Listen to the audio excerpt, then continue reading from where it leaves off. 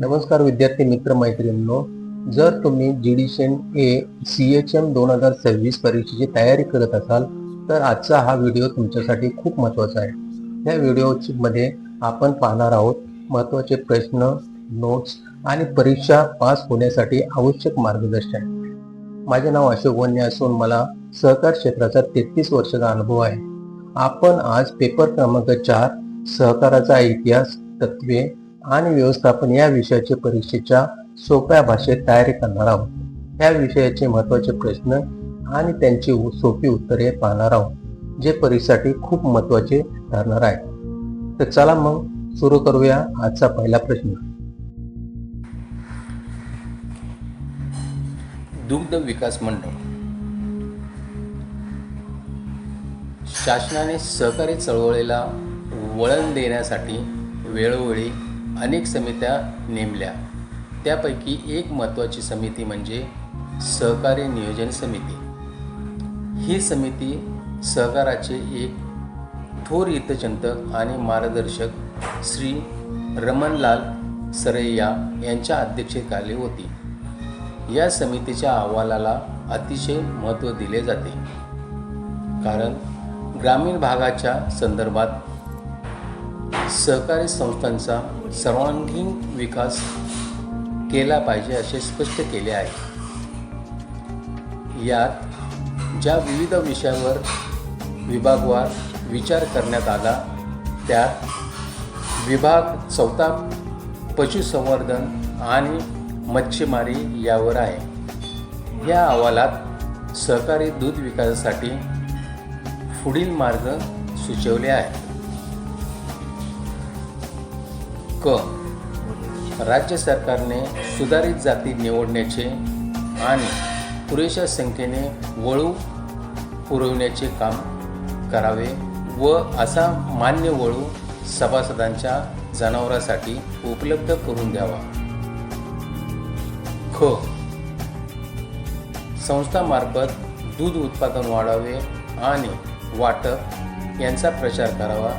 त्यासाठी गावची लोकसंख्या लक्षात घेऊन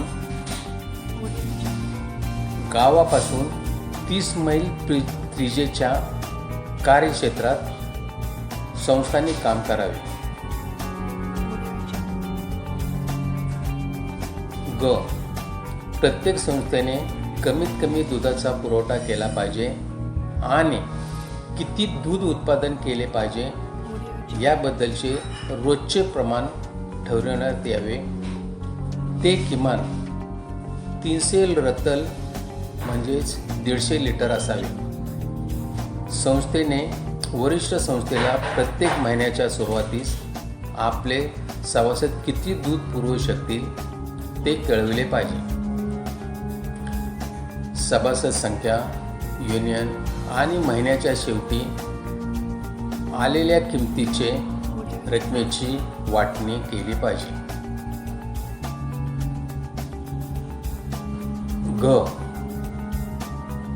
प्रमाणित दुधासाठी योग्य किंमत मिळेल यासाठी प्रयत्न करावा. जेथे स्थानिक बाजारपेठ नसेल किंवा दूध शिल्लक राहत असेल तेव्हा लोणी, तूप, खवा व इतर पदार्थ तयार करावे व त्यास ॲगमार्क मिळवण्यात यावा. राज्य शासनाकडून सुधारलेल्या जातीची जनावरे विकत घेण्यासाठी द्यावी. पशुप्रदर्शन भरवावेत, चराऊ राने मिळवावीत व सभासदांची योग्य करावी इत्यादी दूध संस्था विकासाचे मार्ग या समितीने सुचवले आहेत. धन्यवाद.